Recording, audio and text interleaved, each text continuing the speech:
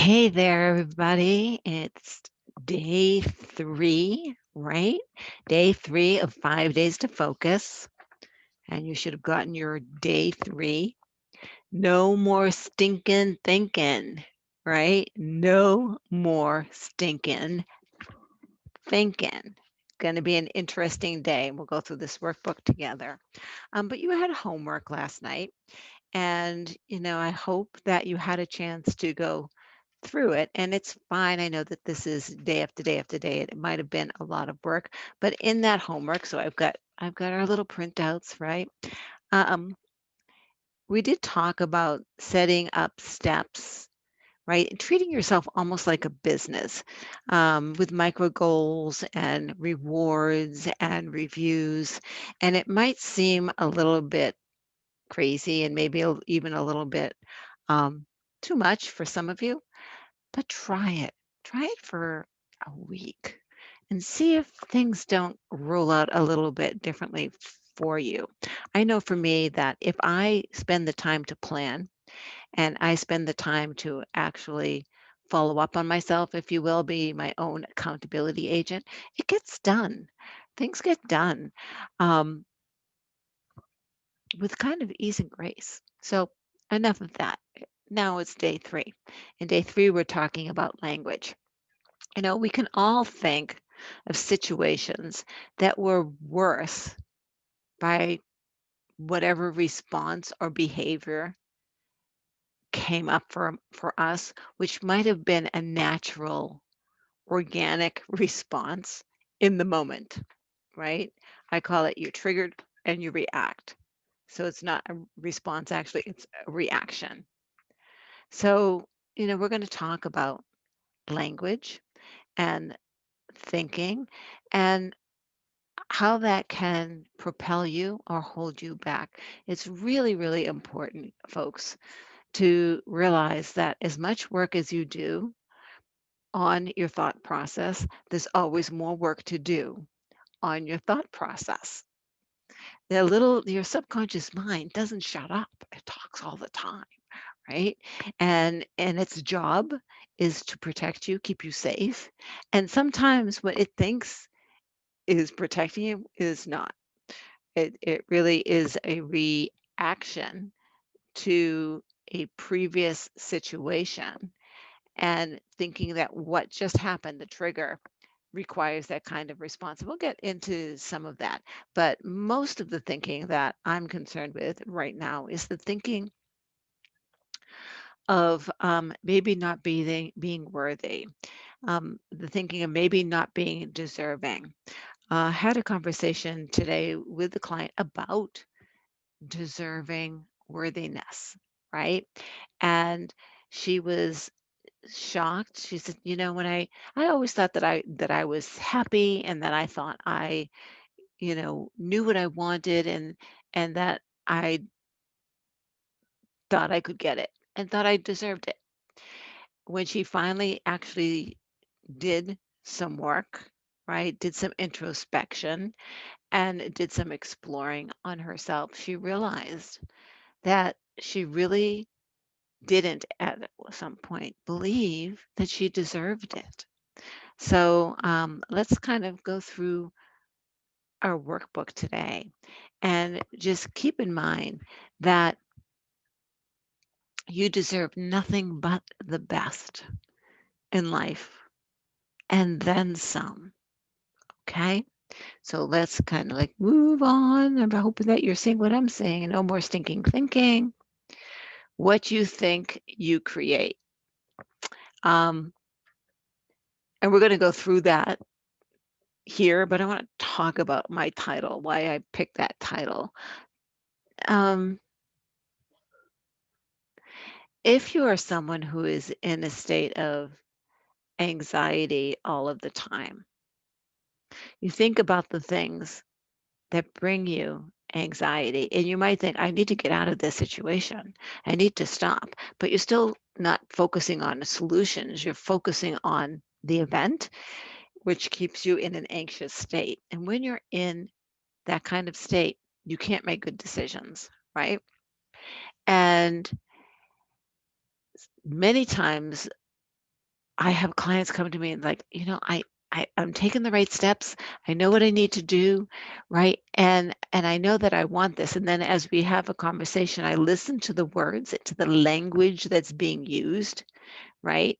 And the language tells me, you know, I need, you need, I have to, you have to, right? I must. These are words of lack.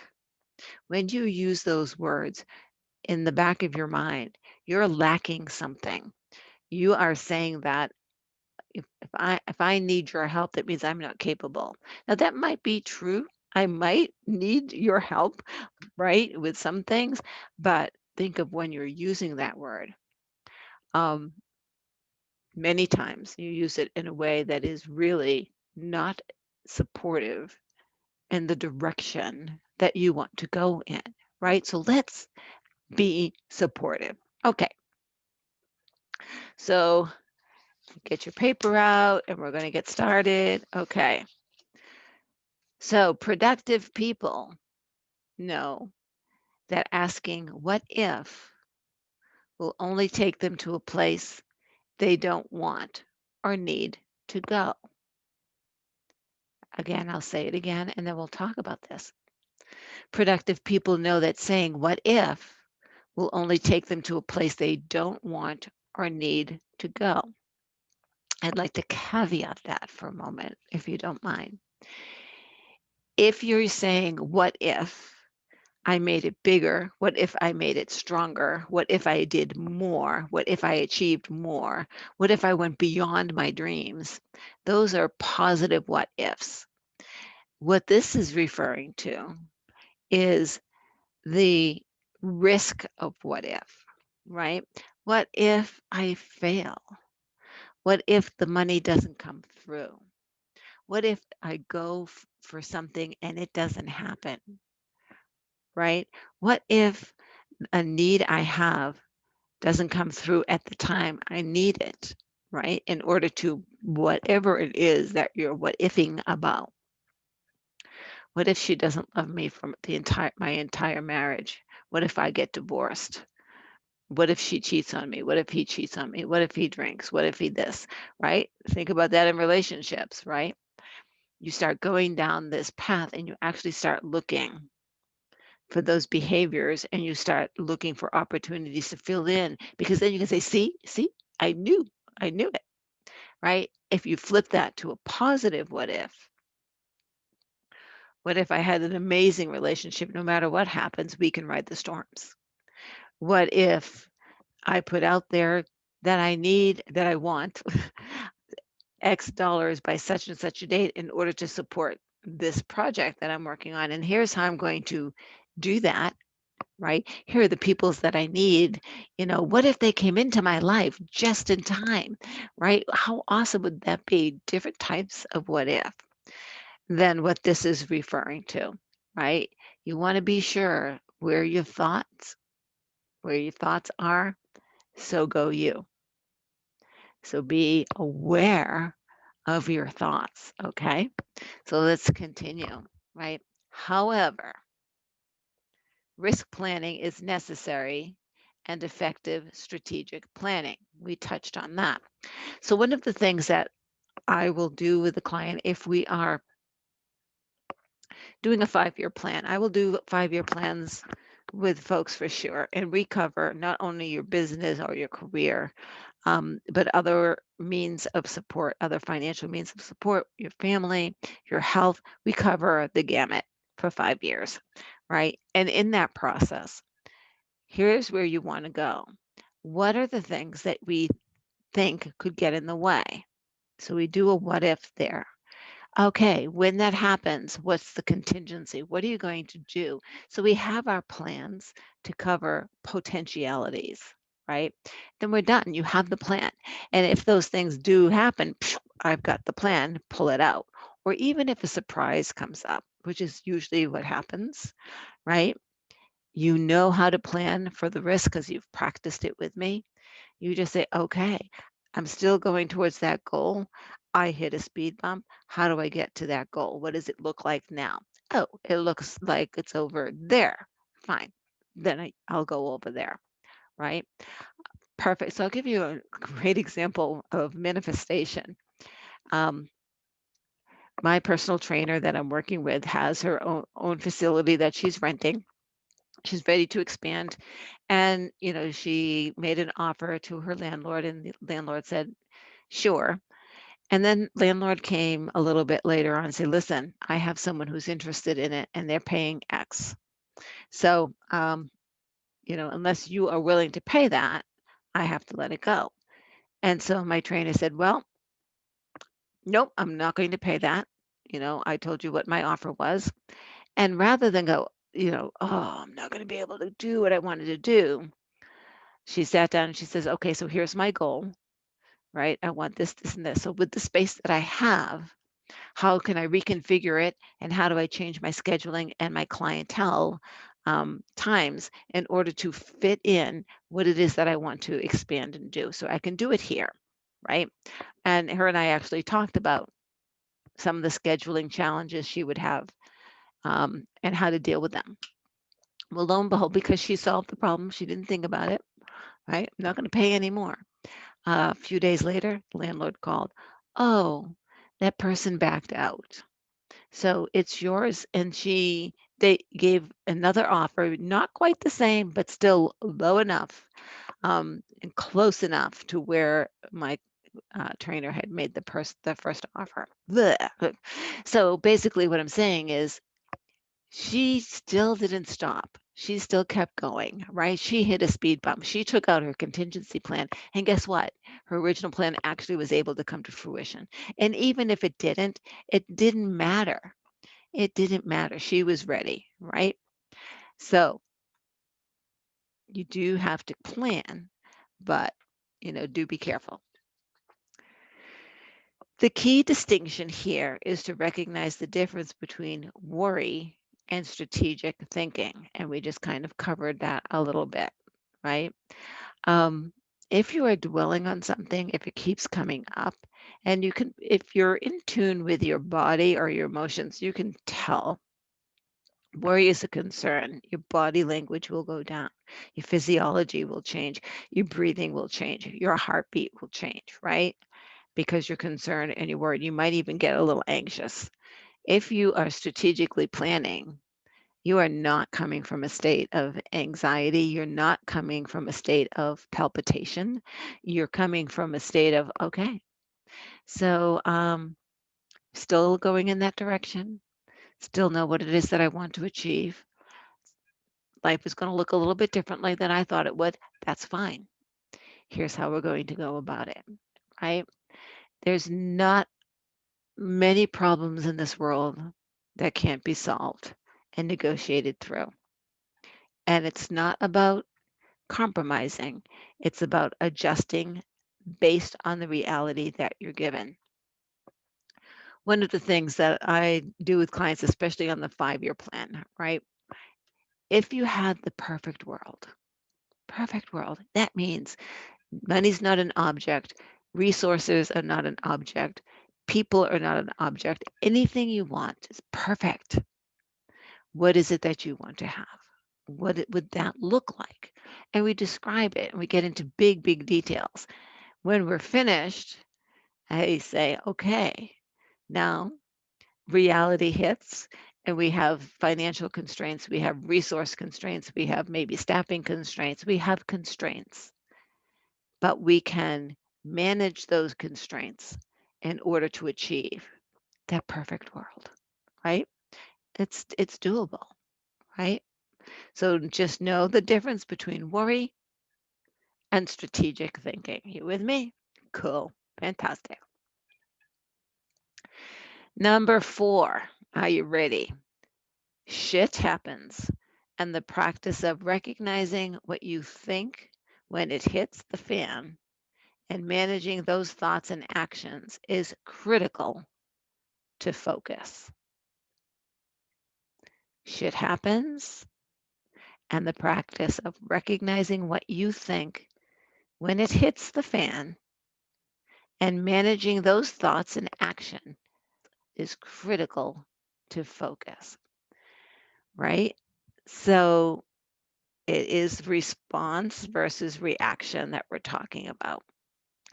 One of my little quirks is talking about the word responsibility, right?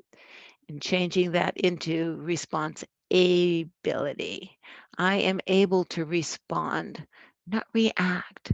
When you react, it's knee jerked, it's an instinct, it's from a heightened emotional state. There's fire, there's a trigger there, right? When you respond, you have cooled down, you've raised your emotional level up to a more cognitive level. You're able to think clearly because you've cooled your mind, right? And you're able to get those negative thoughts yelling at you. Man, you cannot make a good plan, right? You cannot. Life is just too complex with all of that noise in your head. So get the noise out, right? Step back, go for a walk. I say, walk it off, go walk it off, right? It's a good thing to walk it off. So when shit happens, it is critical for you to calm down. Number 5, when things are going poorly and your mind is flooded, I'm going to put you on mute for 1 second, guys.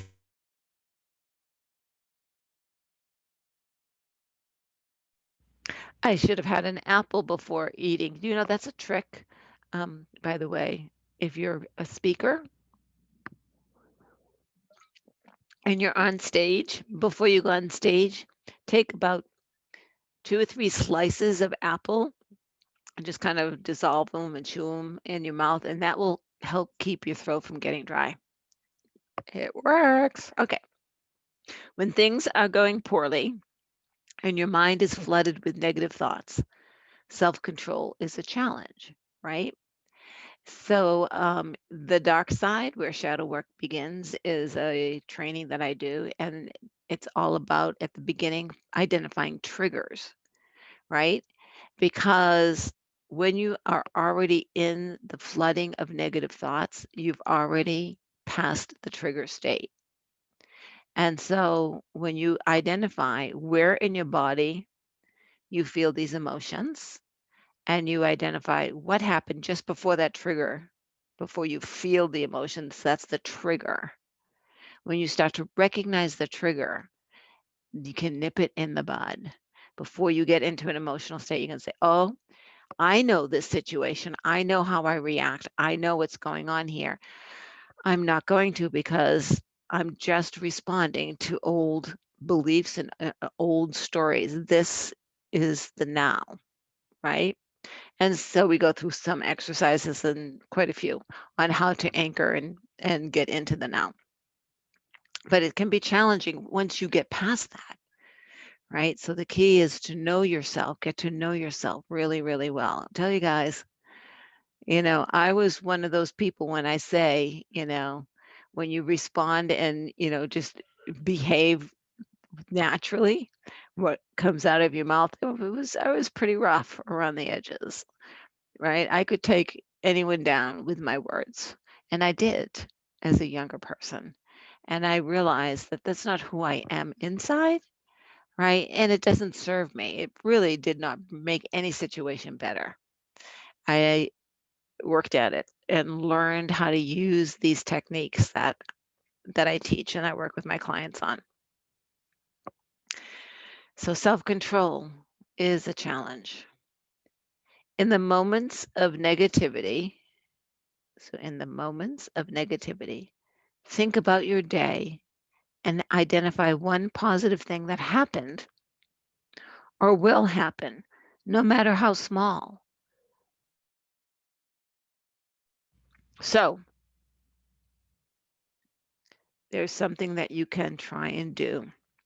Is think about something positive. Um, in the book Power versus Force, the book talks all about the level of your emotional state and what's going on. You can go out on and Google Power versus Force chart and see the charts printed up. And if you need to, go take a look at the chart because you can't go from feeling anger to feeling joy. you have to take the steps. This shows the steps, right? And so you can take one step up and say, maybe I'm feeling angry, but this could have gone better. So there's potential, there's hopefulness. Okay, this could have gone better. And, I think that, if I worked at it a little bit, I might have learned something from this, comes understanding, and so on and so forth. So there's the chart that you can follow if you need some guidance and how to think of something positive. If you can't think of something in your life that will at least relieve you. Because for me, if I'm in the middle of this and I try to think of something positive when I'm in a negative state, I'm probably going to make myself even angrier, right? But I know that I need to do it. So doing it gradually is really a pretty neat trick to help you get there. You see, the point here is that you must have something positive that you're ready to shift your attention to when your thoughts turn negative so that you don't lose focus. So you must have something positive in your life. One of the other things clients from me will hear is, really? Was it that bad? Does everybody always? Everybody always, right? Because usually when you're in this state, you're going to be going through those kind of conversations, right? Not everybody and not always, right? And so think about the language that you're using. Oh, you always make me do this. Always? I always make you do it. I never do it, right? I never ask someone else to do this. Well, no, that's not true. But you ask me a lot. Well, maybe I do, but I don't always, right? So get specific and get clear. Listen to the language you're using because it's telling a story. And is that the story that you really want to be telling? And is that the story you want to use to propel yourself forward? So it was pretty quick, guys. So here's your homework, right? Manage your thoughts, right? At the end of the day, think of incidents where your mind turned to negative thoughts, right?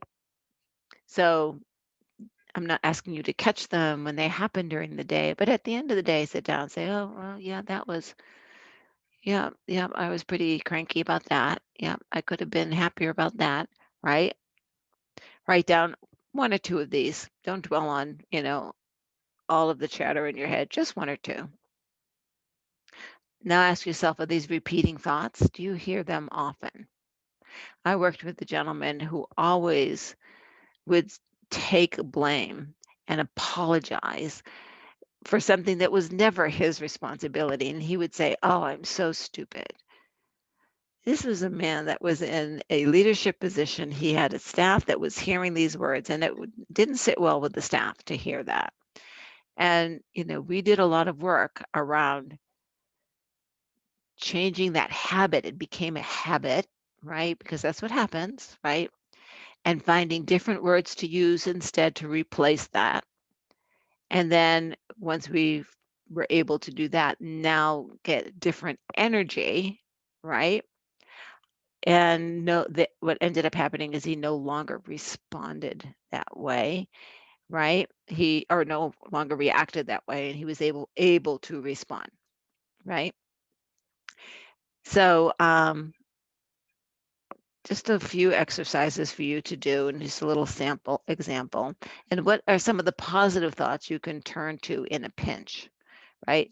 So I love my cat's purr. I put that in there, guys. Right. Um, I love it when I wake up in the morning and my cat comes running up and jumps on the bed and does his little purr, right? I just love that, right? Good morning, right? And it's 3 o'clock in the morning because I wake up early. It's 3. I'm not getting up yet. I may be awake, but I might do a little meditation here and maybe even snuggle up a little bit more. It's a little bit too early. Give me another hour, hour and a half before I get out of bed, right?